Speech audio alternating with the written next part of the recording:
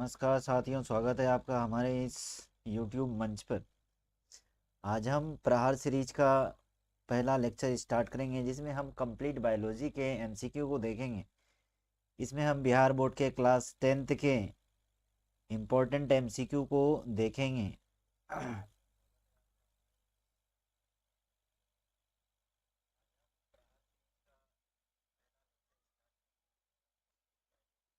तो इसमें हम यह देखेंगे कि हमारा पूरा क्लास 10th कवर करना होगा इसके अंदर, है ना। तो कंप्लीट बायोलॉजी को इसके अंदर हम देखने जा रहे हैं। तो चलिए एक एक करके शुरू करते हैं।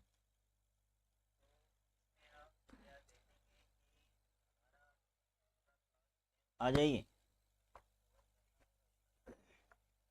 अब क्वेश्चन है आपके सामने में, परिशेषिका हिस्सा है। थोड़ा सा हम इसको जूम कर लेते हैं आपको।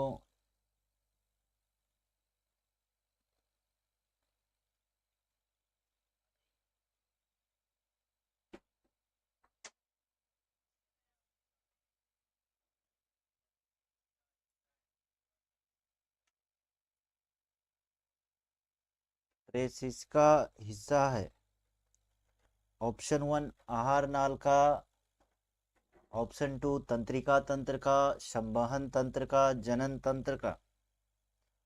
परिशेषिका किसका हिस्सा है?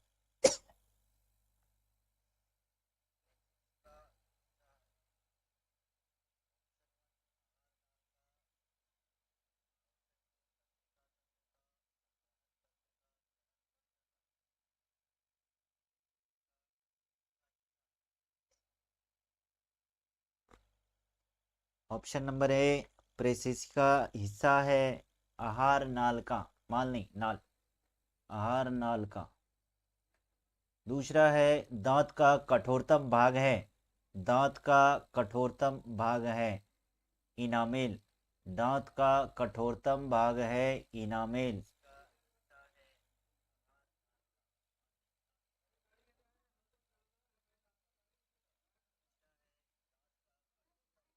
तीसरा है मूत्र का पीला रंग किस वर्णक के कारण होता है? मूत्र का पीला रंग किस वर्णक के कारण होता है? ऑप्शन है क्रोमोप्लास्ट, यूरोक्रोम, क्लोरोप्लास्ट, ल्यूकोप्लास्ट।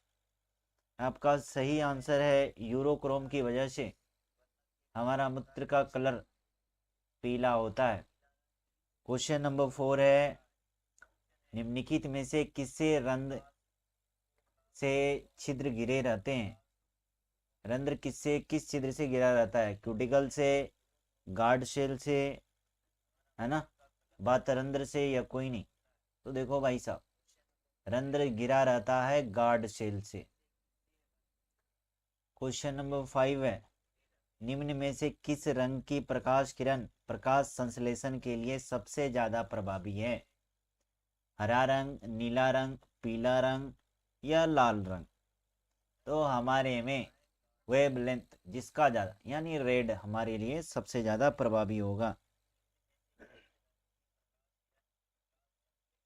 है ना। चलो भाई साहब, क्वेश्चन नंबर 6, ये ग्लूकोज के पूर्ण ऑक्सीकरण से क्या मुक्त होता है? ग्लूकोज के पूर्ण ऑक्सीकरण से क्या मुक्त होता है?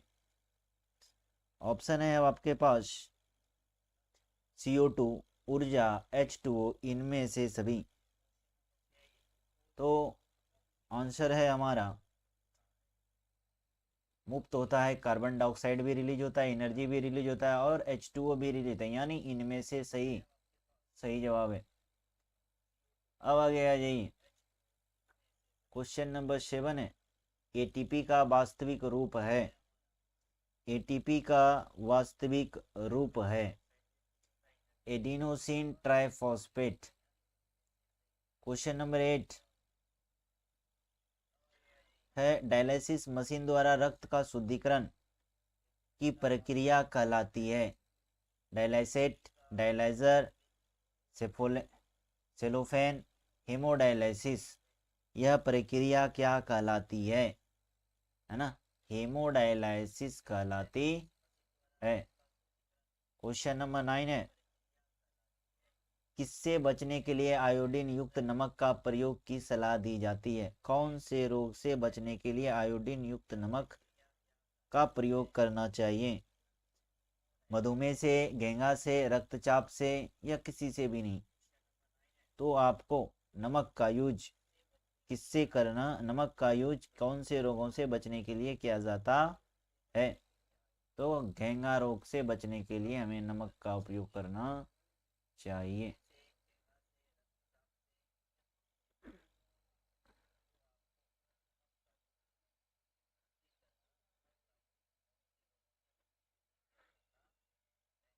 घेंगा। अब आइए, प्रकाश संश्लेषण की प्रक्रिया यानी फोटोसिंथेसिस की प्रकाश अभिक्रिया होती है क्लोरोप्लास्ट के स्ट्रोमा में, क्लोरोप्लास्ट के ग्राना में, कोशिका द्रव्य में या माइटोकॉन्ड्रिया में। तो हमारा स्ट्रोमा में होगा, यानी क्लोरोप्लास्ट के स्ट्रोमा में। अब क्वेश्चन नंबर 11 है, गुर्दों में उपस्थित मूत्र अस्थायी रूप से संग्रहित होते हैं। अस्थायी रूप से कहाँ एकत्रित होता है? गुर्दों में। तो यह हमारे पास एकत्रित हो जाएगा, है ना, मूत्राशय में, यानी मूत्र का आशय मूत्राशय में स्थिर हो जाएगा। क्वेश्चन नंबर 12 है, रक्त चाप मापने के लिए उपकरण को कहते हैं। रक्तचाप मापने के वाले उपकरण का क्या नाम है? स्फेगनोमीटर। रक्तचाप मापने के लिए स्फेगनोमीटर का यूज किया जाता है। क्वेश्चन नंबर 13, लासिका का रंग होता है हल्का पीला होता है, हल्का पीला, पीला, हल्का पीला। ठीक है। क्वेश्चन नंबर 14 में आइए, पौधों में भोजन किस रूप में जमा होता है? पौधों में भोजन किस रूप में जमा होता है? स्टार्च के रूप में। पौधों में भोजन स्टार्च के रूप में जमा होता है। क्वेश्चन नंबर 15, मानव हृदय घिरा हुआ है। मानव हृदय घिरा हुआ है पेरिकार्डियम लेयर से, है ना, पेरिकार्डियम बोला जाता है। चलिए क्वेश्चन नंबर 16, मनुष्य में श्वेत रक्त कोशिकाओं की जीवन अवधि कितनी होती है? मनुष्य के श्वेत रक्त कनिकाएं यानी व्हाइट ब्लड सेल का लाइफ स्पेन कितना होता है? तो 12 से 20 दिन, लगभग 12 से 20 दिन कहा जाता है। पित्तरस कहाँ से स्रावित होता है? पित्तरस कहाँ से, यकृत से। पित्तरस यकृत से स्रावित होता है। पित्तरस यकृत से स्रावित होता है।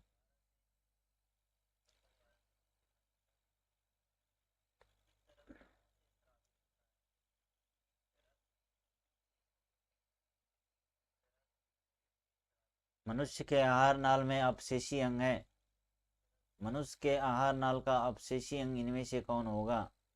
कोलोन, अपेंडिक्स, सीकम या रेक्टम?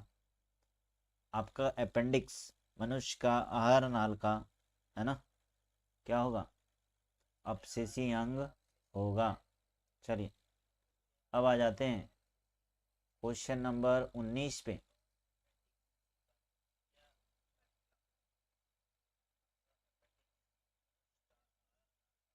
क्वेश्चन नंबर 19 है, निम्नलिखित में कौन ट्रिप्सिन एंजाइम का कार्य है? क्वेश्चन नंबर 19 है, ट्रिप्सिन एंजाइम, यानी यह ट्रिप्सिन किसका पाचन करेगा? फैट का, सॉरी, प्रोटीन का। ट्रिप्सिन प्रोटीन का पाचन कराएगा। 20 नंबर क्वेश्चन आइए, मुख गुहा में आहार का कौन सा भाग का पाचन होता है? मुख गुहा में आहार का कौन सा भाग का पाचन होता है? कार्बोहाइड्रेट। कार्बोहाइड्रेट का पाचन होता है। क्वेश्चन नंबर 21, ऑक्सीजन का वाहक कौन है? यानी ऑक्सीजन कौन कैरी करेगा?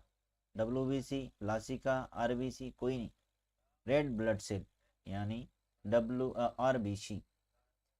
अब आ गया ये, रक्त का थक्का बनाने में सहायक है। ऑप्शन 1 है लाल रक्त कोशिका, श्वेत रक्त कोशिका, रक्त विषाणु, या कोई नहीं। रक्त को थक्का बनाने में रक्त विषाणु का सहयोग होता है। क्वेश्चन नंबर 23, कूटपाद किसमें पाया जाता है? कूटपाद किसमें पाया जाता है? पैरामीशियम में, यूग्लिना में, अमीबा में, या कोई नहीं? कूटपाद यानी स्यूडोपोडिया अमीबा में मिलेगा। क्वेश्चन नंबर 25, मानव में डायलिसिस थैली है नेफ्रॉन, न्यूरॉन, माइटोकॉन्ड्रिया या फिर कोई नहीं? तो नेफ्रॉन, डायलिसिस तो नेफ्रॉन वाले से लेना देना होगा हमारा, है ना, एक्सक्रीटरी सिस्टम का हिस्सा है। चलिए क्वेश्चन नंबर 25, भोजन का पाचन किस प्रकार की अभिक्रिया है? भोजन का पाचन किस प्रकार की अभिक्रिया है? भोजन का पाचन उपचयन, संयोजन, अपचयन या विस्थापन? तो भोजन उपचयन अभिक्रिया है। क्वेश्चन नंबर 26, क्वेश्चन नंबर 26, मनुष्य के दांत की सबसे ऊपरी परत इनामेल की होती है। मनुष्य के दांत के सबसे ऊपरी परत का नाम इनामेल है। ग्लूकोज कितने कार्बन से बना अणु है?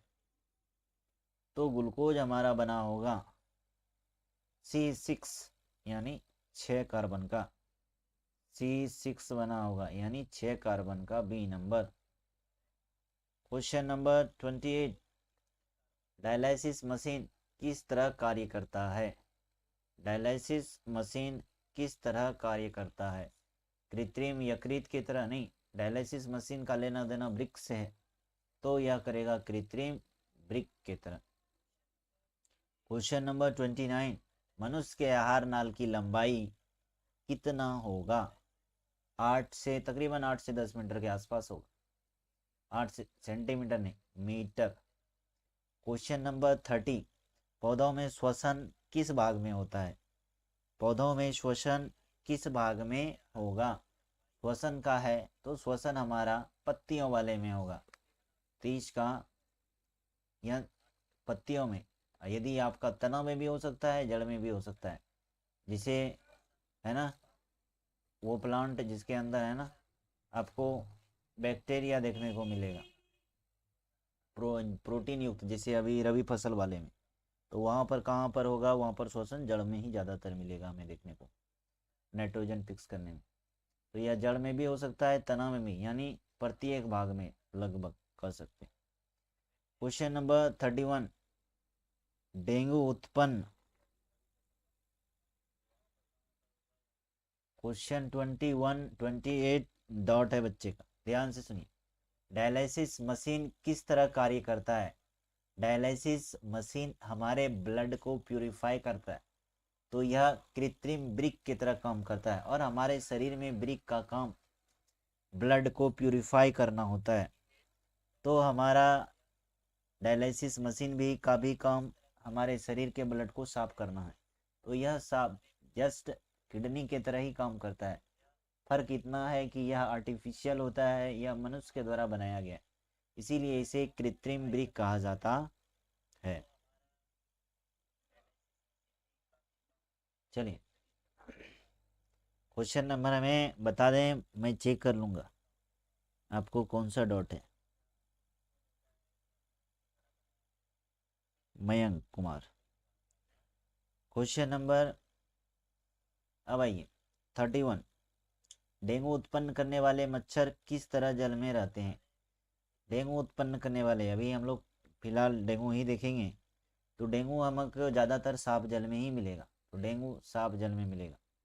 Question number 32, question number 32, protozoa अपशिष्ट पदार्थों का निष्कासन कैसे करता है? प्रोटोजोआ में अपशिष्ट पदार्थों का निष्कासन प्राशरण द्वारा, अवशोषण द्वारा, निष्कासन द्वारा, विसरण द्वारा, प्रोटोजोआ में विसरण द्वारा, भूलना नहीं। क्वेश्चन नंबर 33, मनुष्य में मुख्य श्वसन अंग कौन सा है? मनुष्य का मुख्य श्वसन अंग कौन सा है? मनुष्य में ट्रैकिया मिलेगा, नाक मिलेगा, फेफड़ा मिलेगा, क्लोम मिलेगा? मनुष्य में फेफड़ा मिलेगा। चलिए क्वेश्चन नंबर 34, वाष्पोत्सर्जन के लिए उत्तरदायी अंग कौन है? वाष्पोत्सर्जन के लिए उत्तरदायी अंग कौन सा है? फ्लोएम है, जड़ है, तना है, पत्ती है? ज़्यादातर रिस्पॉन्सिबल है हमारा पत्ती वाला हिस्सा, मेजर पोर्शन, यहीं से हमारा ट्रांसपायरेशन होता है, तो पत्ती आंसर होगा। चलिए क्वेश्चन नंबर 35 है, यूरिया का निर्माण होता है, यूरिया का निर्माण होता है किडनी में, यकृत में, अमाशय में, अग्नाशय में। यूरिया का निर्माण कहाँ पर होगा? यूरिया का निर्माण यकृत में, लीवर में यूरिया का फॉर्मेशन होगा। चलिए, लाल रक्त कोशिकाओं का कब्रगाह एवं ब्लैक ब्लड बैंक निम्न में से किसे कहा जाता है? यकृत, प्लीहा, हृदय, अमाशय। क्वेश्चन नंबर 36, प्लीहा का आंसर हो जाएगा, प्लीहा को कहा जाता है। निम्नलिखित में कौन सी बीमारी श्वसन तंत्र से संबंधित है? डायरिया नहीं है, टीबी नहीं है, तो कौन सा होगा भाई साहब? निमोनिया नहीं है। अब बी और सी दोनों, यानी टीबी और निमोनिया दोनों श्वसन से लेना देना है, यानी इसमें हमारा ऑप्शन नंबर डी, यानी टीबी भी होगा और निमोनिया भी होगा। चलिए,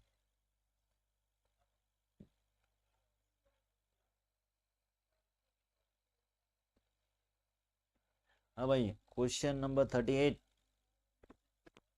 क्वेश्चन नंबर 38 है, उच्च रक्तचाप की अवस्था को क्या कहते हैं? उच्च रक्तचाप की अवस्था को क्या कहते हैं? हाइपरटेंशन, हृदयघात। थोड़ा सा इसको जूम कर लेते हैं भाई साहब। हाँ, क्वेश्चन 38, उच्च रक्तचाप की अवस्था को क्या कहते हैं? हाइपोटेंशन, हृदयघात, हाइपरटेंशन, पक्षाघात।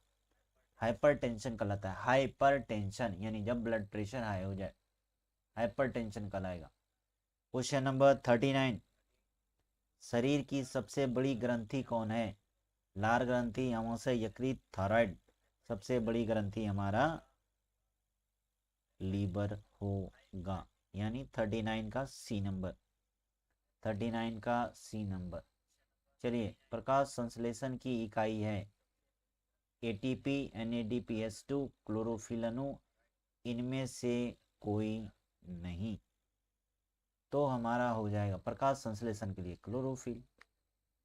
चलिए, क्वेश्चन नंबर 41, गोबर छत्ता किसके अंतर्गत आता है? गोबर छत्ता परजीवी में आएगा, मृतजीवी में आएगा, परासरणी में आएगा, स्वपोषी। गोबर छत्ता सड़े गले चीजों से अपना भोजन प्राप्त करता है, तो यह आ जाएगा सेप्रोफाइट यानी मृतजीवी में, है ना, बी नंबर।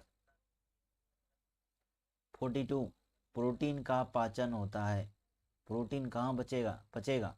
ग्रासनली में, अमाशय में, ग्रसनी में या अग्नाशय में? तो पाचन अमाशय में देखने को मिलेगा, शुरुआत यही हो जाएगा। 43, मनुष्य के मुख गुहा में कितने जोड़ी लार ग्रंथियां पाई जाती है? मनुष्य के मुख गुहा में कुल 3, है ना, लार ग्रंथियां, 3 जोड़ी लार ग्रंथियां पाई जाती हैं। उसका आप लोग कमेंट में नाम लिखोगे। चलिए, 44 है, फेफड़ा का आकार होता है गोलाकार, शंक्वाकार, बेलनाकार, अंडाकार। फेफड़ा का आकार होता है शंकु आकार जैसा देखने को मिलेगा, है ना, शंकु के आकार का, तो इसको शंकु आकार बोलेंगे। 45, छोटे बच्चों में कुल कितने दांत होते हैं? यानी मिल्क टीथ के बारे में पूछा गया, तो मिल्क टीथ की संख्या 2101, है ना, 02 होगा, रहने देते हैं। तो हमारा यह हो जाएगा, कुल बच्चों के दांत की संख्या 20, यानी मिल्क टीथ की संख्या पूछा गया। चलिए, 46 में आइए, संवहन उत्तक के रूप में पाए जाते हैं, संवहन उत्तक के रूप में पाए जाते हैं। संवहन के रूप में कौन है? जाइलम होगा या फ्लोएम होगा या दोनों होगा? तो ऑप्शन बी और सी संवहन है, तो संवहन का काम डी यानी दोनों करेगा। चलिए क्वेश्चन नंबर 47। क्वेश्चन नंबर 47 है, मछलियों में उत्सर्जित पदार्थ क्या है? Ammonia, urea, uric acid, amino acid. हमारा मछलियों में होगा अमोनिया। ये अमोनोटेलिक जीव है, अमोनिया रिलीज करती है ना। क्वेश्चन नंबर 48, एक स्वस्थ मनुष्य का ब्लड प्रेशर कितना होगा? एक स्वस्थ मनुष्य का ब्लड प्रेशर कितना होगा? 120/80 यानी 120/80। चलिए क्वेश्चन नंबर 49। 49 है, प्रकाश संश्लेषण अंग इनमें से कौन है? स्टोमेटा, पत्ती, हरित लवक, जड़। प्रकाश संश्लेषी अंग इनमें से कौन है? हरित लवक, है ना। हरित लवक प्रकाश संश्लेषी अंग का, यानी प्योर हम बात करें तो यहीं पर हमारा प्रकाश संश्लेषण होता है। चलिए क्वेश्चन नंबर 50, पाचन की क्रिया पूर्ण होती है। पाचन की क्रिया कहाँ पूर्ण होगी?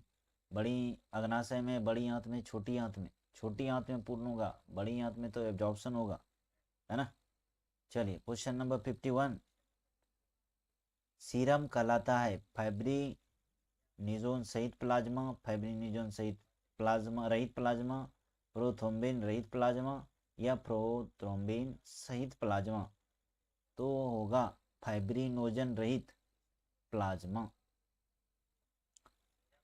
क्वेश्चन नंबर 52 आइए, रेजिन किस पौधे का उत्सर्जित पदार्थ है? रेजिन किस पौधे का उत्सर्जित पदार्थ है? बबूल का, कनेर का, पीपल का, चीड़ का? तो यह चीड़ है। रेजिन कहाँ से मिलेगा? चीड़ के पौधों से मिलेगा हमें। चलिए क्वेश्चन नंबर 53।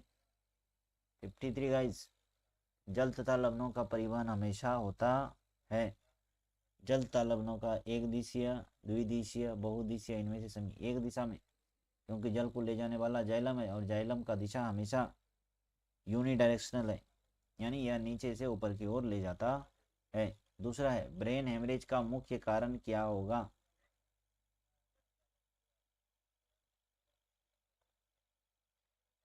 ब्रेन हेमरेज का मुख्य कारण क्या होगा, है ना? हृदयघात, पक्षाघात, हाइपरटेंशन या फिर हाइपरटेंशन। अभी तुरंत थोड़ा देर पहले देखे थे कि ब्लड प्रेशर बढ़ने की वजह से यह चीज़ें होता है, तो हो जाएगा हाइपरटेंशन की वजह से। चलिए क्वेश्चन नंबर 55, मुख गुहा में आहार के कौन से भाग का पाचन होता है? मुख गुहा में आहार के कौन से भाग का पाचन होता है? क्वेश्चन नंबर 55, तो हमारा आंसर होगा स्टार्च का, है ना। चलिए इसको कार्बोहाइड्रेट की कैटेगरी में आएगा। अब चलिए क्वेश्चन नंबर 56, अमाशय में जैव प्रक्रम के अंतर्गत निम्न में से कौन आते हैं? पौधा आएगा, पोषण आएगा, श्वसन आएगा, उत्सर्जन आएगा, यह सभी प्रक्रम में सभी आते हैं, यानी इसके अंतर्गत होने वाले मनुष्यों के शरीर में होने वाले जो भी इंटायर प्रोसेस है वह जैव प्रक्रम का हिस्सा है। तो पोषण भी हिस्सा है, श्वसन भी, उत्सर्जन भी। 56 का डी नंबर। 57 में, अमाशय में अनपचे भोजन को क्या कहते हैं? जो अमाशय है उसमें जिसमें भोजन नहीं पचा है, अमाशय में पूर्ण रूपेण भोजन का पाचन हुआ ही नहीं, तो वह भोजन छोटी आंत में जाने के पहले वह भोजन कहलाएगा, क्या कहलाएगा? भोजन कायम कहलाता है, कायम, कायम, भोजन कायम कहलाएगा। 57 का बी नंबर। 58 नंबर, अमाशय के अग्र भाग को क्या कहते हैं? अमाशय में कितने भाग होते हैं? कमेंट करके बताएं हमें। अमाशय में सबसे पहला भाग यानी सबसे ऊपर वाला भाग क्या कहलाता है? तो हमारा सबसे अमाशय में पहला वाला भाग कहलाता है कार्डियक। क्यों कहलाता है कार्डियक? क्योंकि यह हार्ट के नज़दीक का हिस्सा है, इसीलिए इसे कार्डियो से लेना देना है, यानी हृदय से लेना देना है, इसीलिए इस पोर्शन का नाम कार्डियक कहलाता है। क्वेश्चन नंबर 59, अमोनिया का यूरिया में परिवर्तन शरीर में कहाँ होता है? अमोनिया यूरिया में बदलता है, कहाँ पर बदलता है भाई साहब? तो अमोनिया यूरिया में परिवर्तन लीवर में होगा। चलिए क्वेश्चन नंबर 60 भोज्य पदार्थ का परिवहन किसके द्वारा होगा? जाइलम के द्वारा, फ्लोएम के द्वारा, स्टोमेटा के द्वारा, सभी के द्वारा। भोज्य पदार्थ है तो ऑब्वियस है फ्लोएम के द्वारा होगा। जाइलम तो जल ले जाने के लिए है, फ्लोएम के द्वारा होगा। क्वेश्चन नंबर 61 पर्णहरित का मुख्य कार्य क्या है? पर्णहरित का मुख्य कार्य है, पर्णहरित का मुख्य कार्य है ऑक्सीजन मुक्त करना, प्रकाश ऊर्जा को अवशोषित करना, कार्बन डाइऑक्साइड मुक्त करना, जल का अवशोषण करना।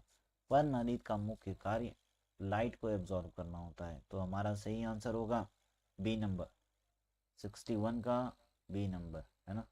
थोड़ा सा हमें प्रॉब्लम हो रहा है यहाँ टिक लगाने में, चलिए कोई बात नहीं, आप लोग इसका देख लेंगे। क्वेश्चन नंबर 61 का बी नंबर। चलिए क्वेश्चन नंबर 62, क्वेश्चन नंबर 62 प्रकाश संश्लेषण का मुख्य उत्पादन, प्रकाश संश्लेषण का मुख्य उत्पाद निम्नलिखित में से कौन सा है? प्रकाश संश्लेषण का बाय प्रोडक्ट होगा, कौन सा होगा? Carbon dioxide, H2O, glucose. हम तो भोजन बनाने के लिए मुख्य रूप से प्रकाश संश्लेषण को देख पा रहे हैं, तो हमारा यह हो जाएगा ग्लूकोज। क्वेश्चन नंबर 63 ऐसे उत्पाद देखें तो हमारा कार्बन डाइऑक्साइड भी है और H2O भी है और कार्बन डाइऑक्साइड है, लेकिन हमें पूछा गया मुख्य उत्पाद, तो मुख्य उत्पाद हमारा हो जाएगा ग्लूकोज। क्वेश्चन नंबर 63 अमाशय में कौन सा अम्ल स्रावित होता है? क्वेश्चन नंबर 63 अमाशय में कौन सा अम्ल स्रावित होता है? तो अमाशय में HCl मिलेगा। चलिए क्वेश्चन नंबर 64 डी नंबर, इनमें से सभी आएगा। आंतरस, जठररस, सक्का सेंट्रिकस। अमाशय की दीवार में पाई जाने वाली ग्रंथियों का सौराव हमारे में तीनों मिलता है, आंतरस, जठरस भी होगा, सक्का सेंट्रिकस, यानी इनमें से सब आंसर सही होगा। क्वेश्चन नंबर 65 किण्वन के फलस्वरूप कितने एटीपी का फॉर्मेशन होता है? किण्वन के फलस्वरूप 2 एटीपी का निर्माण होता है, तो 2 एटीपी हो जाएगा। क्वेश्चन नंबर 66 पादप में उत्सर्जन मुख्यतः होता है, पादप में उत्सर्जन रंध्रों द्वारा, बाह्यरंध्रों द्वारा, तरुण तना में, या फिर सभी में? सब में मिलेगा, लगभग उत्सर्जन सारी चीजों में मिलता है। इनमें से कौन सा प्रकाश स्वपोषी है? इसमें से कौन प्रकाश स्वपोषी है? सभी हरे पौधे, कुछ प्रोटीन, ए एवं बी, या कोई नहीं? कुछ प्रोटीन है और कुछ हरे पौधे, या हमें question number answer number C सही जवाब होगा। चलिए क्वेश्चन नंबर 68 में आते हैं। अमीबा के भोजन का अंतर्ग्रहण किसके द्वारा होगा? कोशिका द्वारा, सीलिया द्वारा, कुटपाद द्वारा, गुदा द्वारा। तो हमें यह कुटपाद द्वारा होगा, कुटपाद द्वारा होगा, है ना, कुटपाद द्वारा देखने को मिलेगा। स्टोमेटा का मुख्य कार्य क्या है? स्टोमेटा का मुख्य कार्य क्या है? ऑक्सीजन अवशोषण और कार्बन डाइऑक्साइड का निष्कासन, कार्बन डाइऑक्साइड का अवशोषण एवं ऑक्सीजन का निष्कासन, जलवाष्प का निष्कासन, या सभी? इनमें से सभी, है ना। अब आपको यह बताना है कि कार्बन डाइऑक्साइड का अवशोषण और ऑक्सीजन का निष्कासन यह पौधे के किस प्रोसेस के तहत होता है, और ऑक्सीजन का अवशोषण और कार्बन डाइऑक्साइड का निष्कासन यह पौधे के किस प्रोसेस में हमें देखने को मिलता है। चलिए क्वेश्चन नंबर 70 छाया में पनपने वाले पौधे को क्या कहा जाता है? छाया में पनपने वाले पौधे को क्या कहा जाता है? ओलियोफाइट्स, सियोकाइट्स, थियोसाफाइट्स, इनमें से सभी? सियोकाइट्स कहा जाता है इसे, याद रख लीजिएगा, सियोकाइट्स कहलाता है छाया में पनपने वाले। 71 में आइए, छोटी आंत में भोजन के पाचन में निम्नलिखित में से किस रस की भूमिका है? अब छोटी आंत में भोजन पच रहा है, वहां तक जाते जाते पित्त रस भी आ जाएगा, अग्नाशय रस भी पहुंचेगा, आंत रस भी आ जाएगा, यानी सभी हो जाएंगे इसमें, है ना। तो भूमिका सबका है। चलिए क्वेश्चन नंबर 71 इथाइल अल्कोहल किस प्रकार के श्वसन में बनता है? इथाइल अल्कोहल किस प्रकार के श्वसन में? एरोबिक, एनारोबिक, यानी बायबीय या ओबाइबिया में बनेगा। ऑक्सीजन की उपस्थिति में ही अल्कोहल का फॉर्मेशन देखने को मिलता है हमें। क्वेश्चन नंबर 73 निम्नलिखित में से कौन सा एंजाइम लार में पाया जाता है? लार में पाए जाने वाले एंजाइम टाइलिन कहलाएगा। लार में पाए जाने वाले एंजाइम टाइलिन है। क्वेश्चन नंबर 74, सड़ी गली चीजों पर पोषित होने वाले मृतजीवी मरे मरेगा में तो मृतजीवी होगा। चलिए क्वेश्चन नंबर 75, ऊर्जा उत्पादन के लिए कोशिका प्रायः किसका उपयोग करती है? ऊर्जा उत्पादन के लिए कोशिका प्रायः किसका उपयोग करती है? ग्लूकोज का। 76 मृत जीवी पोषण में भोजन का पाचन कहाँ होता है? कोशिका के बाहर। अब भाई वह प्रक्रिया जिसके द्वारा मनुष्य श्वास ग्रहण करता है, श्वासोच्छवास, श्वसन, निश्वास, प्रश्वास, क्या कहलाता है? श्वासोच्छवास कहलाता है। 78 क्वेश्चन नंबर, स्टोमेटा के किस कोशिका में क्लोरोफिल पाया जाता है? द्वार कोशिकाएं, सहायक कोशिकाएं, एक तभी दोनों या कोई नहीं? ए द्वार कोशिका। 79 में आइए, ओबैविया श्वसन कोशिका के किस भाग में होता है? माइटोकॉन्ड्रिया में, कोशिका द्रव में, हरित लवक में, कोशिका झिल्ली में? माइटोकॉन्ड्रिया में ही देखने को हमें मिलेगा। चलिए क्वेश्चन नंबर 80, प्रकाश संश्लेषण के समय निष्कासित ऑक्सीजन आता है, ऑक्सीजन कहाँ पर आएगा? तो यह ऑक्सीजन हमें कोशिका झिल्ली के ही में देखने को मिल सकता है। कोशिका झिल्ली में, सॉरी 80 नंबर है ना हमारा। चलिए प्रकाश संश्लेषण के समय निष्कासित ऑक्सीजन, थोड़ा सा ये नीचे है, इसको ऊपर कर लें। चलो भाई साहब अब ठीक। प्रकाश संश्लेषण के समय निष्कासित ऑक्सीजन आता है, कहाँ से आएगा ऑक्सीजन? ऑक्सीजन H2O को तोड़ने पर बनेगा, तो पानी से आएगा, है ना। चलो 81 में आइए, कौन सा एंजाइम इमल्सीकृत वसा का पाचन करता है? यानी फैट के डाइजेशन के लिए, एसिडिक फैट के डाइजेशन के लिए कौन रिस्पॉन्सिबल है? तो हमारा आंसर होगा ट्रिप्सिन, है ना, ट्रिप्सिन। चलिए 82 का है, सामान्य प्रकुचन रक्त दाब होता है। सामान्य प्रकुचन कहा गया है, तो प्रकुचन का रक्तदाब हो जाएगा हमारा 82 नंबर, यानी 120 प्रकुचन। हमारे यहाँ टिक लगाना थोड़ा सा इम्पॉसिबल दिख रहा है। हाँ चलो हो गया 120, 82 में 120 mm। चलो भाई साहब अब आ गया ये क्वेश्चन नंबर 83। क्वेश्चन नंबर 83,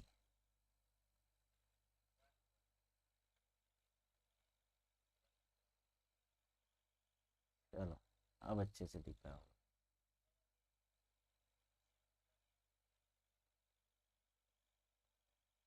चलो क्वेश्चन नंबर 83 में क्वेश्चन है, पत्तियों में प्रकाश संश्लेषण द्वारा बना भोजन पादप के अन्य भागों में किसके द्वारा भेजा जाता है?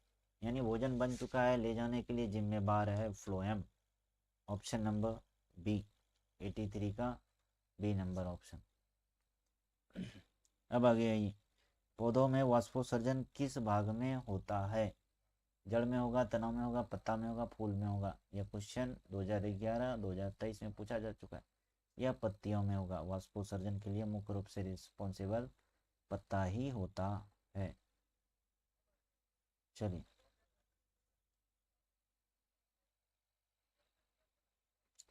अब 85 में ये कृत्रिम वृक्क किन अपशिष्ट पदार्थों को रुधिर से अपोहन द्वारा पृथक करता है? तो नाइट्रोजन को अलग करता है, यही जाके फिर आपका, है ना, यूरिया जिसको बोलते हैं। चलिए 86 में ये निम्नलिखित में कौन उभयलिंगी जंतु है? उभयलिंगी यानी एक ही शरीर पर मेल और फीमेल मिलेगा, तो वो केचुआ है। मछली नहीं है, शेर भी नहीं है, बकरी भी नहीं। चलो क्वेश्चन नंबर 87, संयोजन क्रिया द्वारा प्रकृति में ऑक्सीजन का संतुलन कैसे बना रहता है?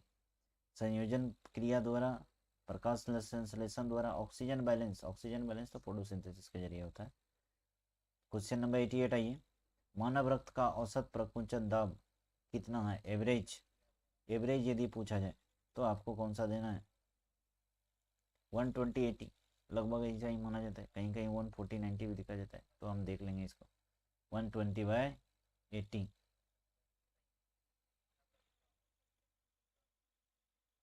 चलिए क्वेश्चन नंबर 89, यह समान स्थिति में है 120/80। क्वेश्चन नंबर 89, पौधों में श्वसन क्रिया के अंतर्गत एटीपी के टूटने से कितनी ऊर्जा मुक्त होती है? 30.5 किलो जूल होता है पर मोल, तो ये देखने को मिलेगा 89 में। 90 में, पादप में, सॉरी 90 में, हाइड्रा में प्रजनन किस विधि से होता है? हाइड्रा में रिप्रोडक्शन कौन से मैकेनिज्म के द्वारा हमें देखने को मिलेगा? तो यह बडिंग के द्वारा होगा, बडिंग यानी मुकुलन के द्वारा होगा। चलिए क्वेश्चन नंबर 91, पादप में जाइलम उत्तरदायी है। जाइलम किस लिए है? जाइलम जल के लिए होगा, यानी जल का वहन करेगा पौधों में xylem. Question number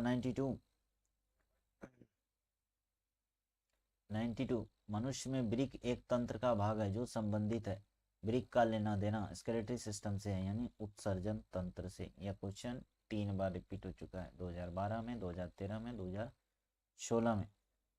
question answer number सी, प्रकाश संश्लेषण क्रिया में ऑक्सीजन बाहर निकलता है।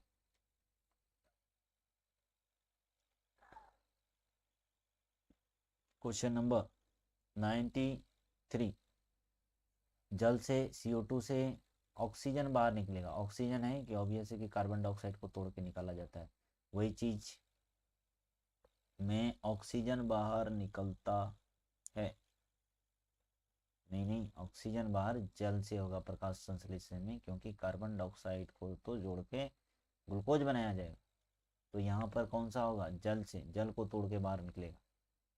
चलिए क्वेश्चन नंबर 94, मैग्नीशियम पाया जाता है क्लोरोफिल में, लाल रक्त कण में, बर्नी लवक में या श्वेत रक्त में? क्लोरोफिल में मैग्नीशियम में देखने को मिलता है। 95 में आइए। 95 में, कवक में पोषण की कौन सी विधि है?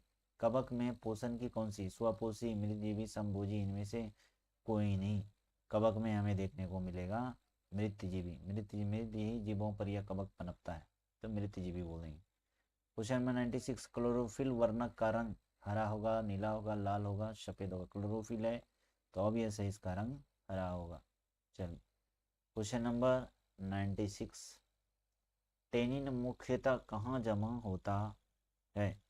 टेनिन मुख्यतः वृक्ष के छाल में देखने को हमें मिलता है, तो टेनिन छाल में मिलेगा। पुराने जाइलम में नहीं, छाल में मिलेगा हमको ज़्यादातर। 98 नंबर आइए। पाइरूवेट के विखंडन से यह कार्बन डाइऑक्साइड, जल तथा ऊर्जा देता है, और यह क्रिया होती है। पाइरूवेट का विखंडन हो रहा है, तो पाइरूवेट का विखंडन हमें कहाँ देखने को मिलेगा? माइटोकॉन्ड्रिया में। यदि पाइरूवेट पूछा जाता तो हमें कुछ का द्रव्य आंसर देना होता। अब पाइरूवेट का विखंडन हो गया तो वो हमें माइटोकॉन्ड्रिया में देखने को मिलेगा। क्वेश्चन नंबर 99 में आइए।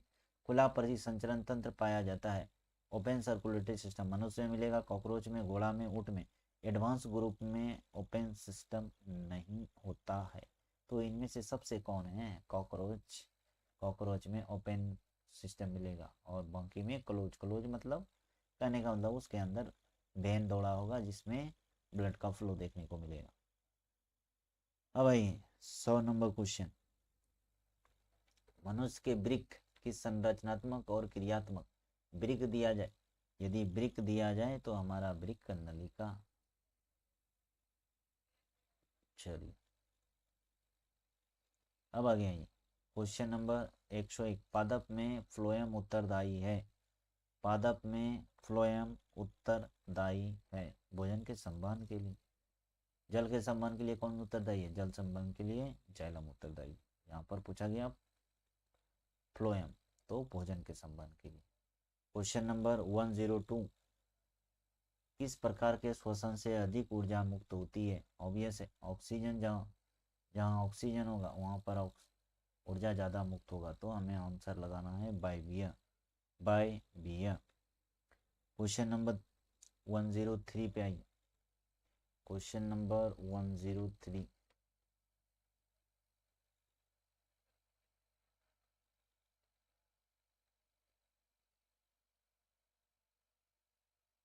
स्वपोषण होता है, इनमें से किसमें आपको स्वपोषण देखने को मिलेगा? पौधों में, कवक में, कुछ प्रोटिस्टा और प्रोकैरियोट्स में, या फिर ए और सी में? तो पौधों में ही स्वपोषण हमको देखने को मिलता है। क्वेश्चन नंबर 104, श्वसन किस प्रकार की रासायनिक अभिक्रिया है? उपचयन, ऊष्माक्षेपी, संयोजन, अपचयन? तो हमारा हो जाएगा ऊष्माक्षेपी।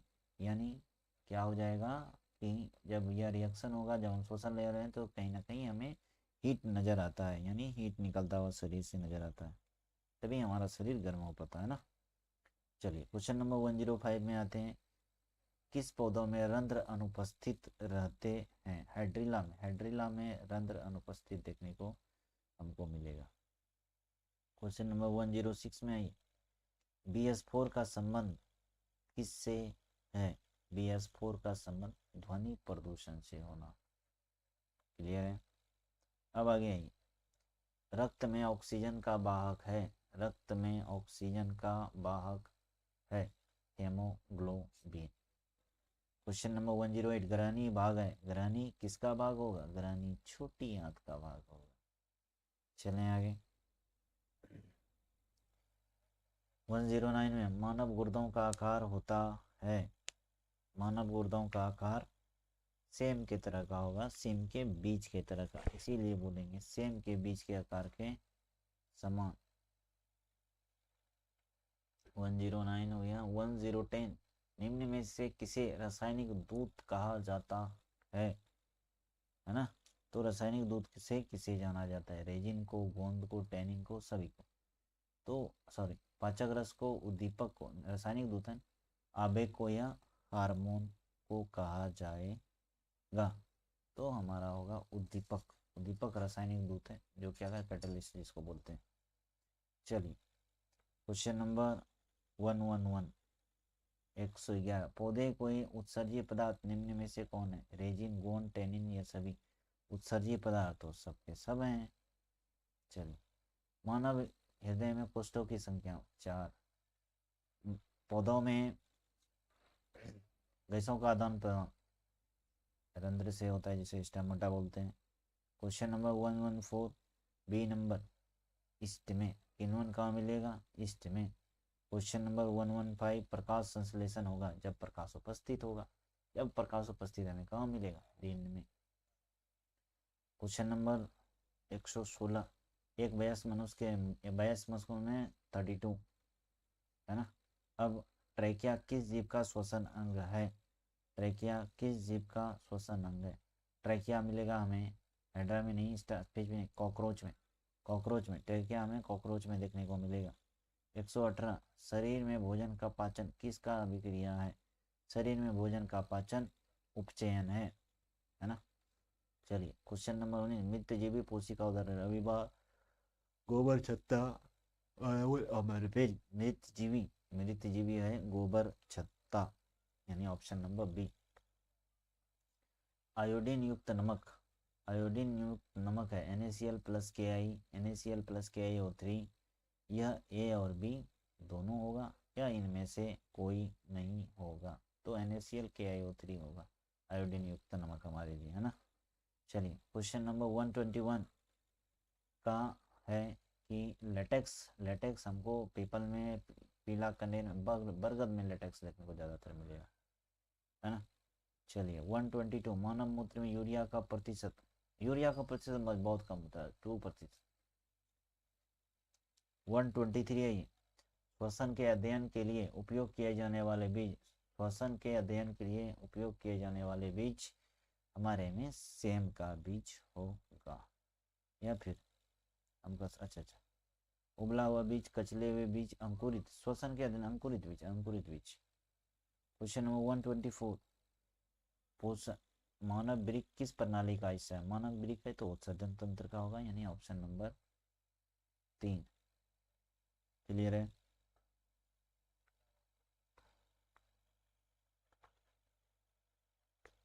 चलो भाई साहब, अब आइए क्वेश्चन नंबर 125, 25 क्वेश्चन है। श्वसन के दौरान कौन सी गैस निकलती है? श्वसन के दौरान कौन सी? श्वसन के दौरान हमेशा मिलेगा हमें कार्बन डाइऑक्साइड। चलिए, फलों के पकने में निम्नलिखित में से किससे नियंत्रण किया जाता है?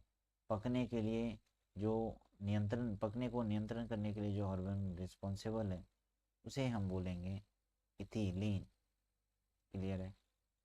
126 127 में है, निम्नलिखित में से कौन सी बीमारी श्वसन तंत्र से संबंधित है? डायलिसिस, डायरिया, टीबी और निमोनिया। टीबी और निमोनिया दोनों का, यानी बी और सी दोनों, यानी डी ऑप्शन हमारा सही है। 127 128 में आई, निम्नलिखित में से परजीवी पादप का उदाहरण, परजीवी पादप का उदाहरण हमें कौन देखने को मिलेगा? बैक्टीरिया मिलेगा, स्कोटा मिलेगा, कसकोटा मिलेगा, विषाणु, कवक। परजीवी पादप है तो कसकटा है। क्वेश्चन नंबर आइए 129, हृदय के रक्त को संपूर्ण शरीर में पंप किया जाता है? फेफड़े द्वारा, निलय द्वारा, अलिंद द्वारा? हृदय के रक्त को पूरे शरीर में किसके द्वारा पंप किया जाएगा? निलय द्वारा, है ना?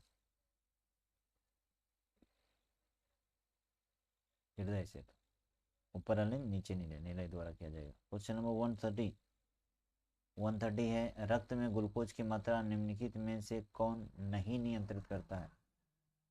रक्त की मात्रा नहीं करता है तो गैस्ट्रिन है, गैस्ट्रिन नहीं करता। मौखिक ग्लूकागॉन करता है, इंसुलिन करता है, सोमेटोसिन करता है, सोमेटोस्टेनिन करता है। अब आ गया ये 131 में, चालनी नलिका पाई जाती है जैलम में या फ्लोएम में? तो चालनी नलिका हमें फ्लोएम में देखने को मिलेगा। क्वेश्चन नंबर 132, आरबीसी की जीवन अवधि, रेड ब्लड सेल का जीवन अवधि आपको देखने को मिलेगा 120 डेज, 120 दिनों की अवधि होती है। 133 में आइए, क्वेश्चन है स्वपोषी पोषण के लिए आवश्यक है क्लोरोफिल, कार्बन डाइऑक्साइड तथा जल, सूर्य का प्रकाश, इनमें से सभी आवश्यक है हमारे लिए नहीं, यानी पौधों के लिए। 134 में आइए, 134, मानव के हृदय में कितने चेंबर होते हैं? 4 चेंबर। मानव के हृदय में 4 चेंबर होते हैं। रक्त क्या है? ऊतक है, कोशिका है, पदार्थ है, या इनमें से कोई नहीं? रक्त क्या है? टिश्यू है। चलिए, रक्त हमें टिश्यू। चलो भाई साहब, अब आ गया जी नियंत्रण एवं समन्वय पे।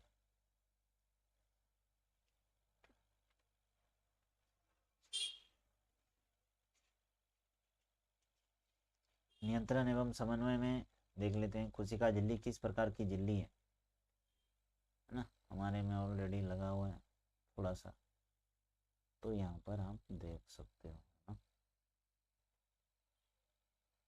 चलो,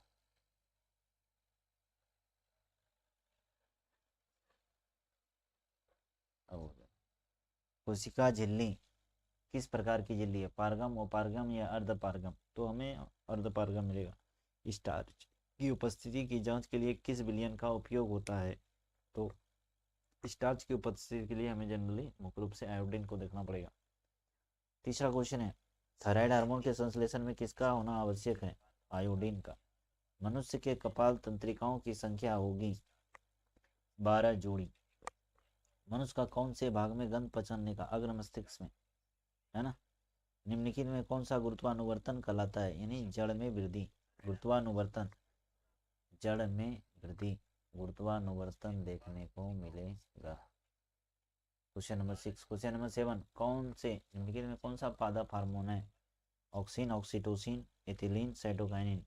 तो हमें ऑक्सीटोसिन देखने को मिलेगा। रक्त में शर्करा का स्तर नियंत्रण करता है, कौन करता है शर्करा का स्तर? यानी है इंसुलिन। इंसुलिन हमारे शर्करा को, हमारे शुगर को कंट्रोल करेगा। चलिए, क्वेश्चन नंबर अब आते हैं 9 में। क्वेश्चन नंबर 9, क्वेश्चन नंबर 9 है हमारा, मानव शरीर में सबसे लंबी कोशिका कौन सी है? रक्त कोशिका, मांसपेशी, तंत्रिका कोशिका, दिल की कोशिका? तंत्रिका कोशिका सबसे लंबी, तंत्रिका। डायंसिफेनॉल तथा सेर्विक भाग है, डायंसिफेनॉल तथा सेर्विक भाग है अग्र मस्तिष्क का। क्वेश्चन नंबर 11, रक्तचाप इनमें से कौन से नियंत्रित करता है? एड्रिनल, एड्रिनल नियंत्रित करता है। क्वेश्चन नंबर 12, वृषण द्वारा स्रावित हार्मोन को कहते हैं? टेस्टेरोन, वृषण द्वारा स्रावित हार्मोन को टेस्टेरोन कहा जाता है। क्वेश्चन नंबर 13 है, अग्नाशय का कितना प्रतिशत भाग अंतःस्रावी है? 30 का ये नंबर 1% भाग, 1% भाग। तो मानव में बुद्धि एवं चतुराई का केंद्र है, मानव में बुद्धि एवं चतुराई का केंद्र सेरिब्रम है। क्वेश्चन नंबर 15 है, ये ग्वाइटर अथवा घेंगा चीनी की कमी से, रक्त की कमी से, आयोडीन की कमी से? ग्वाइटर आयोडीन की कमी से होगा। क्वेश्चन नंबर 15 में, मेरुरज्जु की रक्षा कशेरुका दंड क्रेनियम कॉपर स्क्लेरम इनमें से सभी कौन करेगा? तो हमारा स्पाइनल कॉर्ड करेगा, यानी कशेरुक दंड देखने को मिलेगा। क्वेश्चन नंबर 17, गर्भवती महिलाओं के प्रसव के आखिरी समय में कौन सा हार्मोन दिया जाता है? आम्लीटोसिन दिया जाएगा, आम्लीटोसिन, आम्लीटोसिन दिया जाएगा। क्वेश्चन नंबर 18, रक्त में ग्लूकोज की मात्रा नियंत्रण करता है कौन? ग्लूकोजन के कारण, इंसुलिन के कारण, ग्लूकोज की मात्रा दोनों के कारण होगा। तो ऑप्शन नंबर सी देखने को हमें मिलेगा। ऑप्शन 19 सही है, हार्मोन शब्द का नामकरण किसने किया था? तो हार्मोन शब्द का नामकरण हमें स्टार्लिंग और बेलिस, स्टार्लिंग और बेलिस के द्वारा देखने को मिलता है ना। क्वेश्चन नंबर 20, मनुष्य में सोचने वाली उत्तक, मनुष्य में सोचने वाली उत्तक कौन होगा? सोचने के लिए पेशियां नहीं, एपिथेलियम संयोजित तंत्रिका उद्दक, सोचने समझने सोचने के लिए काम आएगा। 21 है, पिट्यूटरी ग्लैंड नियंत्रित होती है, पिट्यूटरी ग्लैंड नियंत्रित होती है किसके में? हाइपोथैलेमस द्वारा होगा, पिट्यूटरी ग्लैंड हाइपोथैलेमस द्वारा। क्वेश्चन नंबर 22, एस्ट्रोजन स्रावित होता है कहाँ पर? अंडाशय के द्वारा एस्ट्रोजन का स्राव देखने को मिलेगा। क्वेश्चन नंबर 23 है, मनुष्य में सूंघने की क्षमता को नियंत्रित करता है? प्राण इंद्रिय पली इसको बोलेंगे, है ना, सूंघने की क्षमता को। 24 है,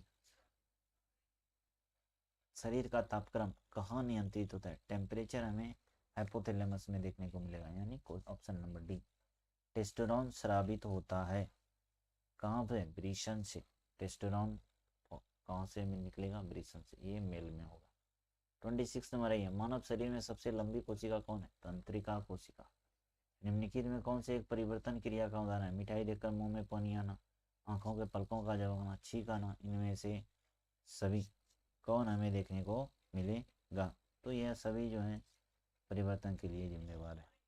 क्वेश्चन नंबर 28 है, निम्नलिखित में से किस हार्मोन का सर्वप्रथम अध्ययन किया गया था? तो निम्नलिखित में से सबसे पहले रेटिन का दिखें, सिक्स रेटिन के मिलेगा, तो 28 का सी नंबर। 29 में आइए, निम्नलिखित में कौन मैग्नीज नहीं है?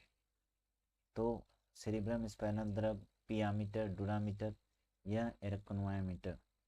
तो हमें सेरिब्रो स्पाइनल द्रव्य आंसर होगा, जो मैग्नीज नहीं, मैग्नीज नहीं। क्वेश्चन नंबर 13, अनैच्छिक क्रियाओं का नियंत्रण केंद्र माना जाता है? सेरिब्रम को, मेडुला ऑब्लोंगाटा को, ऑप्टिक पाली को, या सभी को? मेडुला ऑब्लोंगाटा को। क्लियर है? चलिए अब आइए क्वेश्चन नंबर 31 देख लेते हैं। पराग नलिका का बीजांड की तरफ जाने की प्रक्रिया कहलाती है? पराग नलिका का बीजांड जलानुवर्तन, गुरुत्वानुवर्तन, प्रकाशानुवर्तन, रासायनिक अनुवर्तन? तो हमें क्वेश्चन नंबर 31 है, हमारा आंसर होगा जलानुवर्तन करेंगे तो यह का लेना देना ग्रेविटी से होगा। दूसरा गुरुत्वाकर्षण बोलेंगे तो यह भी ग्रेविटी से लेना देना है। तो हमारा आंसर हो जाएगा रासायनिक से। प्रकाशानुवर्तन भी नहीं होगा, क्योंकि प्रकाशानुवर्तन में पौधे ऊपर की ओर जाएंगे, लेकिन रासायनिक वाले में होगा केमिकल लोचा। चलिए क्वेश्चन नंबर 32, इनमें से कौन फल पकने के लिए उपयुक्त है? Oxygen, gibberellins, ethylene, cytokinin? Gibberellins ने हमारा यहाँ आंसर होगा 32 का सी नंबर, इथिलीन, फूल पकने। 33 श्वास कोशिकाएं क्या बनाती हैं? श्वास कोशिकाएं क्या बनाती हैं? सिनेप्स, न्यूक्लियस, मेडुलरी थिस और तंत्रिका तंतु क्या बनाती हैं? तो न्यूक्लियस बनाती। 34 में ही निम्नलिखित में से कौन सा हार्मोन कोशिका विभाजन, प्रोटीन संश्लेषण एवं हड्डियों के परिवर्धन को नियंत्रण करता है? तो जीएच ग्रोथ हार्मोन करेगा यह सारा नियंत्रण। 35 में किस हार्मोन के लिए आयोडीन का होना आवश्यक है? किस हार्मोन के लिए आयोडीन का होना? थॉरक्सिन के लिए, थॉरक्सिन के लिए होना आवश्यक है। 36 में ये हार्मोन मनुष्य की गुहा क्या कहलाती है? मनुष्य की गुहा क्रेनियम गुहा कहलाती है। मस्तिष्क की, मनुष्य की नहीं, मस्तिष्क की क्रेनियम कहलाएगी। 37 में आइए हार्मोन स्रावित होता है। 37 हार्मोन अंतःस्रावी ग्रंथि से, बहिःस्रावी ग्रंथि से, नलिका ग्रंथि से, इनमें से कोई नहीं। तो हार्मोन अंतःस्रावी ग्रंथि से स्रावित होगा। 38 एब्सिसिक अम्ल का मुख्य कार्य क्या है? एब्सिसिक एसिड का मुख्य कार्य क्या है? तो कोशिका विलगन से होगा एब्सिसिक एसिड का। 39 में एंड्रोजन है नरलिंग हार्मोन, स्त्रीलिंग हार्मोन, पाचक रस, पाराथायरॉइड हार्मोन। तो हमारा हो जाएगा नर एंड्रोजन नरलिंग हार्मोन होगा। क्वेश्चन नंबर 14 आइए। 14 में मनुष्य के अग्नाशय ग्रंथि से किस हार्मोन का स्राव नहीं होता? अग्नाशय से ग्लूकागोन का भी होगा, इंसुलिन का भी होगा और गैस्ट्रिन का भी, यानी सीटी का नहीं होगा। सीटी आंसर है हमारा। क्वेश्चन नंबर 41 मनुष्य के शरीर में निम्न विकल्पों में कौन अंतःस्रावी ग्रंथि नहीं है? तो हमारा यह लीवर, लीवर जो है अंतःस्रावी ग्रंथि नहीं है, क्योंकि यहाँ से एक भी हार्मोन रिलीज होता नहीं। क्वेश्चन नंबर 42 गर्भवती महिला के आखिरी समय में गर्भाशय के संकुचन के लिए कौन सा हार्मोन कार्य करता है? पिटोसिन, पिटोसिन, पिटोसिन कार्य करेगा। 43 मनुष्य के ऐच्छिक गतियों का नियंत्रण किसके द्वारा होता है? मनुष्य के ऐच्छिक गतियों का नियंत्रण किसके द्वारा होगा? सेरिब्रम के द्वारा होगा। मनुष्य के ऐच्छिक गतियों का नियंत्रण सेरिब्रम के द्वारा होगा। 44 मनुष्य में मादा जनन अंग किस हार्मोन का स्रावन होता है? मनुष्य में मादा जनन अंग किस हार्मोन का स्रावन होता है? इनमें से सभी प्रोजेस्टेरोन, एस्ट्रोजन, रिलैक्सिन और सभी देखने को मिलेगा, यानी इनमें सभी का होगा। अब आइए मस्तिष्क का कौन सा भाग हृदय स्पंदन तथा श्वसन की गति दर को नियंत्रण करता है? हृदय, हृदय के धड़कने को और श्वसन को। तो यह करेगा हमारा ऑप्टिकल पाली, नहीं करेगा। कौन करेगा? सेरिब्रम पेडुंकल, हाँ ये करेगा। चलिए पौधों की जड़ों का गुरुत्वाकर्षण के विपरीत वृद्धि करना कौन सी अनुवर्तन गति गुरुत्वाकर्षण के विपरीत जा रहा है? तो यह प्रकाशानुवर्तन कहलाएगा, है ना। तो 46 का गुरुत्वानुवर्तन के विपरीत वृद्धि करना, तो गुरुत्वानुवर्तन के विपरीत वृद्धि करना। चलिए क्वेश्चन नंबर 47 हमारे शरीर में विभिन्न जैविक क्रियाओं का नियंत्रण होता है। हमारे शरीर में विभिन्न जैविक क्रियाओं का नियंत्रण होता है तंत्रिका द्वारा, रासायनिक, हमारे में दोनों मिलता है। तो यहाँ हम सी पे टिक लगाएंगे। किसी भी मादा के मूत्र में कौन सा हार्मोन उसके गर्भवती होने का परिणाम है?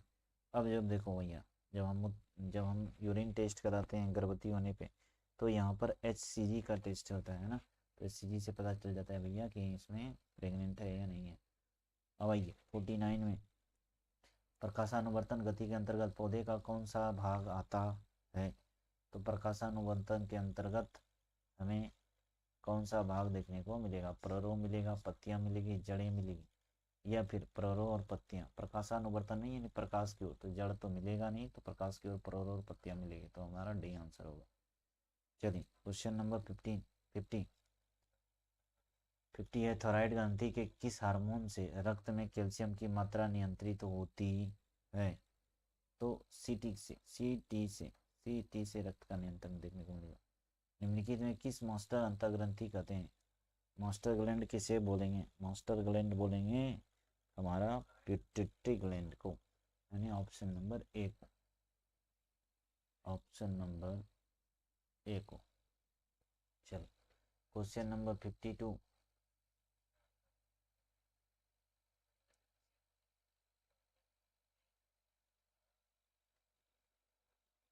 में आइए, निम्नलिखित में से कौन ग्रंथि हार्मोन तथा एंजाइम दोनों स्राव करती है? निम्नलिखित में कौन ग्रंथि हार्मोन तथा एंजाइम दोनों स्राव करती है? 52 नंबर का आंसर है एंड्रीन, थोराइड, अग्नाशय। देखो भैया, हार्मोन और एंजाइम तो अग्नाशय ही यह कर सकता है। क्वेश्चन नंबर 53, बीज रहित पौधों के उत्पादन में कौन सहायक होते हैं? बीज रहित पौधों के उत्पादन में सहायक साइटोकाइनिन, ऑक्सिन, जिबेरेलिन या फिर ऑक्सिन और जिबेरेलिन। बीज रहित पौधे हैं ना, उत्पादन में कौन सा था? ऑक्सिन भी होगा और जिबरेलिन भी होगा, तो ऑप्शन हमारा डी हो जाएगा। 54 में आइए, मनुष्य में एड्रेनलिन ग्रंथि के कारण निम्नलिखित में कौन सा रोग होता है? एड्रेनलिन ग्रंथि के कारण होने वाला रोग होगा हमारा क्रॉस सिंड्रोम, यह भी होगा केसिक सिंड्रोम, यह भी एडिसन बीमारी, अच्छा ये भी होगा। तो हमारा ऑप्शन तीनों तीनों सही है हमारा। चलिए क्वेश्चन नंबर आइए 55। 55 है, मनुष्य के मस्तिष्क के मेडुला ऑब्लंगाटा से क्या नहीं नियंत्रित होता? मेडुला ऑब्लंगाटा से क्या नहीं होता? मेडुला ऑब्लंगाटा खास करके मूत्र का त्याग करने के लिए, भोजन को करने के लिए, छींकने खांसने के लिए होता है। तो यह भी होगा, यह भी होगा, यह क्या नहीं होगा? तो हमारा हाथों का परिचालन नहीं होगा, है ना। यानी इसके द्वारा, मेडुला ऑब्लंगाटा के द्वारा इनवॉलेंट्री मसल, जो हमारे इच्छा पे वॉलेंट्री मसल, वॉलेंट्री मसल हमारे इच्छा पे डिपेंडेंट होता है, पर इनवॉलेंट्री का मेडुला ऑब्लंगाटा से भोजन वगैरह नहीं। अनैच्छिक, इनवॉलेंट्री का लेना है उनका, ऑब्लंगाटा का इनवॉलेंट्री का होता है, वॉलेंट्री का। चलो मेडुला ऑब्लंगाटा। अब 56 में आइए, निम्नलिखित में से किसमें रासायनिक परिवर्तन देखने? अंकुरित बीज में, खिलते कली में, पराग नलिका में, इसमें से कोई नहीं। पराग नलिका में हमको देखने को मिलेगा केमिकल लोचा का हिस्सा, है ना। चलो क्वेश्चन नंबर है हमारा 57, किसे बर्थ हार्मोन के नाम से जाना जाता है? बर्थ हार्मोन के नाम से प्रोलैक्टिन को जाना जाएगा। क्वेश्चन नंबर 58 में आई, 58 में निम्नलिखित विकल्पों में से कौन सा पादप हार्मोन नहीं है? तो पादप हार्मोन ऑक्सीटोसिन नहीं होगा पादप हार्मोन। क्वेश्चन नंबर 59 में ये, नलिकाबीन अंतःस्रावी ग्रंथियों के स्राव को क्या कहते हैं? नलिकाबीन अंतःस्रावी ग्रंथि के स्राव को हार्मोन कहते हैं। क्वेश्चन नंबर 60 है, निम्नलिखित विकल्पों में दिया गया कौन सा पादप हार्मोन कोशिका विभाजक को प्रेरित करता है? तो हमारा हो जाएगा ऑक्सिन, जिबरेलिन, साइटोकाइनिन, सभी का सभी है ना। क्वेश्चन नंबर 61 में ये, प्रजनन में शुक्राणु अंडाणु का संश्लेषण किस हार्मोन के द्वारा नियंत्रण होता है? तो यह नियंत्रण FSH के द्वारा होगा। क्वेश्चन नंबर 62, निम्नलिखित में कौन सा हार्मोन रक्त में कैल्शियम की मात्रा को निर्धारित करता है? तो रक्त की कैल्शियम की मात्रा को पाराथोरम्बिन करेगा, पाराथॉर्मोन जिसको बोलेंगे, है ना। तो हमारा आंसर है डी नंबर। अब आइए क्वेश्चन नंबर 63, मनुष्य में दूध उत्पादन के लिए कौन सा हार्मोन जिम्मेवार है? तो दूध उत्पादन का प्रोलैक्टिन है, प्रोलैक्टिन, प्रोलैक्टिन को ऑप्शन नंबर सी, लैक्टिन से लेना देना। 64, इस पौधों की जड़ों में कौन सी गति दर्शाती है? पौधों की जड़ों में धनात्मक प्रकाशानुवर्तन, धनात्मक गुरुत्वाकर्षण, ऋणात्मक प्रकाशानुवर्तन, या ए और सी? ध्यान से देखो, 64 नंबर ए और सी, धनात्मक प्रकाशानुवर्तन। जड़ में कौन सी गति दर्शाती है? धनात्मक गुरुत्वाकर्षण, ये धनात्मक नहीं, यहाँ पर ऋणात्मक प्रकाशानुवर्तन, ये सही है। और धनात्मक गुरुत्वाकर्षण है, यहाँ पर बी और सी होगा, बी एवं सी, बी एवं सी, यानी ऋणात्मक प्रकाशानुवर्तन जड़ में तो यही गति मिलेगा जो ग्रेविटी के अलोंग, यानी फोटोसिंथेसिस से अपोजिट। 65 नंबर, बुढ़ापा में किसके ह्रास के कारण होता है? बुढ़ापा में किसके क्रमशः ह्रास के कारण होता है? तो थैमस के ह्रास के कारण देखने को मिलेगा। हमारे शरीर की सभी ऐच्छिक क्रियाएं नियंत्रित होती है प्रमस्तिष्क से। हमारी सभी ऐच्छिक क्रियाएं प्रमस्तिष्क के द्वारा कंट्रोल होता है ना। क्वेश्चन नंबर 67, जंतुओं में वृद्धि हार्मोन स्रावित होता है।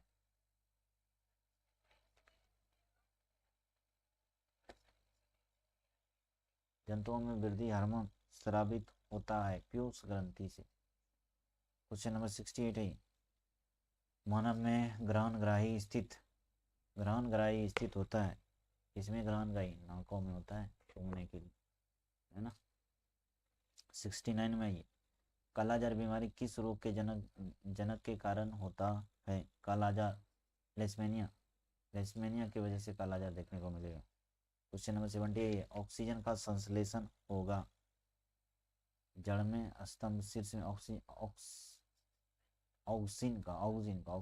ऑक्सीजन का संश्लेषण तो स्तंभ में मिलेगा, है ना। चलो क्वेश्चन नंबर 71 में देखें, साइटोकाइनिन का संश्लेषण कहाँ होगा। तो साइटोकाइनिन का संश्लेषण हमें स्तंभ में मिलेगा नहीं, जड़ों में मिलेगा, भ्रूण पोषण यानी डी नंबर, बी और बी दोनों में मिलेगा। 72 में ही कौड हार्मोन दूध के निर्माण के लिए सहायक है। लैक्टिन प्रोलैक्टिन से लेना देना है तो हमारे यहाँ प्रोलैक्टिन हार्मोन हो जाए, दूध से लेना देना। चलिए क्वेश्चन नंबर 73 में आइए। क्वेश्चन नंबर 73,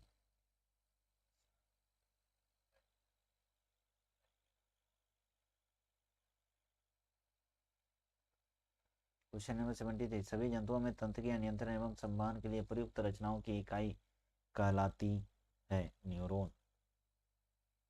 कोशिका दीर्घन के द्वारा तने वृद्धि करते हैं। कोशिका दीर्घन के द्वारा तने वृद्धि करते हैं। एब्सिसिक एसिड, साइटोकाइनिन, ऑक्सिन या इनमें से सभी। ऑक्सिन 75 है, किस पादप हार्मोन के उपयोग से बृहत आकार के फलों एवं फूलों का उत्पादन किया जाता है। तो हमारा हो जाएगा जिबरेलिन की वजह से बड़े बड़े चीज़ों को, बड़े फलों का हम उगा सकते हैं। 76 में पौधे गैस के रूप में पाया जाने वाला हार्मोन, गैस के रूप में एथिलीन हमें गैस के रूप में हार्मोन मिलेगा, डी नंबर। 76 का डी नंबर। 77, किस पादप हार्मोन को पौधों पर छिड़कने पर शीघ्र ही पत्तियों का विलीन यानी हम पत्तियों को अलग कर सकते हैं। तो 77 का ऑप्शन है हमारा एथिलीन, साइटोकाइनिन, एबिसिसिक एसिड के छिड़कने पर यह क्या होगा, पत्तियों से अलग हो जाएगा। 78 नंबर, किस हार्मोन की कमी से नाटापन उत्पन्न होता है। तो 78 हमारा हो जाएगा नाटापन, किस हार्मोन की कमी से नाटापन उत्पन्न होगा। तो ग्रोथ हार्मोन का यदि कमी हो जाएगा तो ग्रोथ हार्मोन यानी वृद्धि हार्मोन। क्वेश्चन नंबर 79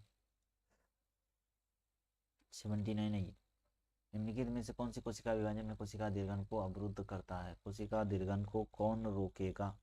तो कोशिका दीर्घन को रोकने के लिए एबिसिसिक एसिड, एबिसिसिक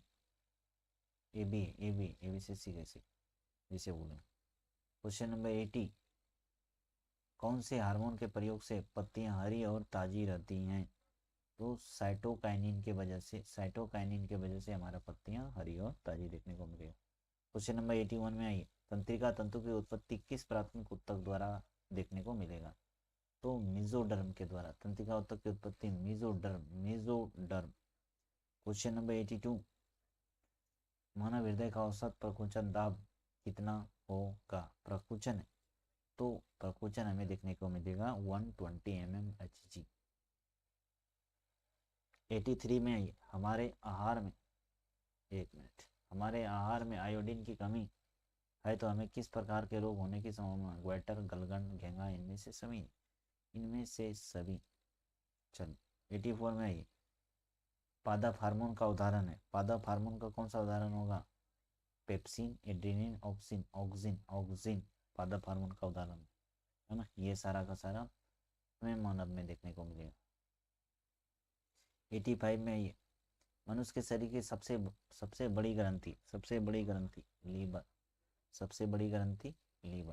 86 ऑक्सिन है, एक हार्मोन है, वसा है, एंजाइम है, कार्बोहाइड्रेट है। ऑक्सिन एक हार्मोन है। नेक्स्ट, दो न्यूरॉन के मध्य खाली स्थान को क्या कहते हैं। दो न्यूरॉन के मध्य खाली स्थानों को सिनेप्स और उसके बाद लास्ट पॉइंट को सिनेप्टिक नोब कहते हैं, है ना। क्वेश्चन नंबर 88 में आइए। मस्तिष्क उत्तरदायी है सोचने के लिए, हृदय स्पंदन के लिए, शरीर के संतुलन बनाए रखने के लिए, सभी के लिए। ब्रेन तो भैया हमारा ऑफिस है, ये तो सबके लिए जिम्मेवार हो। क्वेश्चन नंबर 89 में ये जिबरेलिन है, हार्मोन है, बसा है, एंजाइम है। तो जिबरेलिन एक हार्मोन के रूप में हमें देखने को मिलता है। जीवन की एक महत्वपूर्ण विशेषता है अणु की गति, वृद्धि, संग, समन्वय। जीवन की एक महत्वपूर्ण विशेषता है कि इन सारे चीज का हमें यहाँ पर क्या देखने को मिलेगा, वृद्धि। जीवन की एक महत्वपूर्ण विशेषता है वृद्धि, वृद्धि, अणु की गति, समन्वय। चलिए क्वेश्चन नंबर 91 में आइए। ग्लाइकोलाइसिस होता है माइटोकॉन्ड्रिया में, कोशिका द्रव में, गोल्जी कॉम्प्लेक्स में, क्लोरोप्लास्ट में। तो हमें यह मिलेगा कोशिका द्रव्य में। 91 का कोशिका द्रव में ग्लाइकोलाइसिस हमको देखने को मिलता है। अब आइए क्वेश्चन नंबर 92। तंत्रिका तंत्र की संरचनात्मक एवं क्रियात्मक इकाई को नेफ्रॉन कहते हैं, नेफ्रॉन कहते हैं। तंत्रिका तंत्र है तो इसकी संरचनात्मक इकाई, सॉरी तंत्रिका तंत्र है तो न्यूरॉन होगा, नेफ्रॉन हो जाएगा हमारा स्केलेटल सिस्टम का, है ना। तो उसको थोड़ा सा मतलब कर लूँ।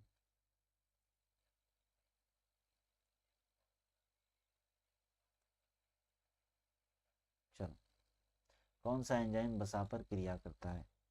तो बसा पर क्रिया करने वाला एंजाइम हमारा कहलाएगा लाइपेज। लाइपेज का लेना देना बसा से है, लाइपेज।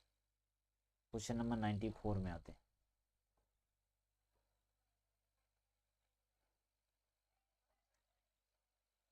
मस्तिष्क में कौन सा भाग शरीर की स्थिति तथा संतुलन का अनुरक्षण करती है? तो मस्तिष्क में कौन सा भाग हमारा शरीर का करेगा? तो अनुमस्तिष्क करेगा। क्वेश्चन नंबर 95 में आइए। निम्नलिखित में से किसे बर्थ हार्मोन कहा जाता है? बर्थ हार्मोन ऑक्सीटोसिन को कहा जाएगा। 96 का बी नंबर आइए। कॉर्पस ल्यूटियम से स्रावित हार्मोन क्या होता है? प्रोजेस्टेरोन होता है। निम्नलिखित में कौन कौन हेटेरोकाइनिन ग्रंथि है? तो हेटेरोकाइनिन ग्रंथि मिलेगा हमें लीवर, लीवर हेटेरोकाइनिन ग्रंथि है ना, हेटेरोकाइनिन ग्रंथि जिसको लीवर को बोलेंगे। 98 में ये मस्तिष्क उत्तरदायी है हृदय स्पंदन के लिए, शारीरिक संतुलन के लिए, सोचने के लिए, इनमें से सभी सभी के लिए मस्तिष्क रिस्पॉन्सिबल है। गाढ़ कोशिका में कौन सी भित्ति मोटी होती है? गाढ़ कोशिका का कौन सा भित्ति हमको मोटी देखने को मिलेगा, है ना। तो गाढ़ में भीतरी कोशिका का भित्ति हमको मोटा देखने को मिलेगा। अब 100 में आइए। 100 में न्यूरॉन का वह हिस्सा जहाँ जानकारी हासिल की जाती है वह कहलाएगा डेंड्राइट्स, तंत्रिका कक्ष कहलाएगा, है ना। चलिए, जहाँ पर क्या किया जाएगा? जानकारी मिलेगा। क्वेश्चन 101 में निम्नलिखित में कौन सा आपातकालीन हार्मोन है? आपातकालीन हार्मोन किसे बोले हैं? एड्रेनलिन। एड्रेनलिन को आपातकालीन हार्मोन कहा जाता है। क्वेश्चन नंबर 102 में से कौन सी अनैच्छिक क्रिया नहीं है? अनैच्छिक क्रिया कौन सी नहीं है? उल्टी आना, अत्यधिक लार निकलना, दिल की धड़कन, चबाना। यह सब ऐसी क्रियाएं जो हमारे इच्छा पर होगी, लेकिन दिल की धड़कना हमारे इच्छा पर डिपेंड करता नहीं है, इसलिए इसे अनैच्छिक क्रिया बोलेंगे। Question number 130। शरीर का संतुलन बनाए रखता है, कौन बनाए रखेगा? चलिए बेलम हमारे शरीर का संतुलन बनाए रखेगा। क्वेश्चन नंबर 104 है। किशोरावस्था में होने वाले शारीरिक परिवर्तन का कारण क्या होगा? टेस्टोस्टेरोन का हार्मोन होगा, टेस्टोस्टेरोन हार्मोन का होगा, एस्ट्रोजन का, दोनों होगा। फॉरक्सिन ये नहीं होगा, यानी डी नंबर, ए और बी दोनों। Question number 105। किस जीव में हेमोग्लोबिन नहीं होता? किस जीव में हेमोग्लोबिन नहीं होता? पक्षी में नहीं होता, कि मक्खी में नहीं होता, कि मनुष्य में नहीं होता, कि इनमें से कोई नहीं? तो हमें मक्खियों में हेमोग्लोबिन देखने को नहीं मिलता है। Question number 106। हेमोग्लोबिन की कमी से कौन सा रोग होता है? तो हेमोग्लोबिन की कमी से हमको एनीमिया देखने को ज़्यादातर मिलेगा। चलिए, अब हम अगले चैप्टर रिप्रोडक्शन में आते हैं, है ना।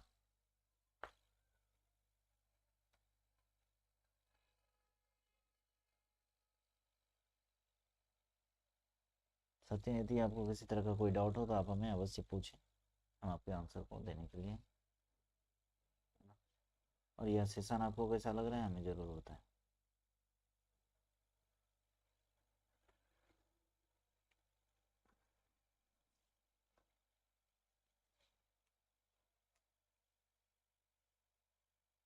चलिए, निम्नलिखित में से कौन कृत्रिम कायिक प्रवर्धन की एक विधि है? कृत्रिम कायिक प्रवर्धन।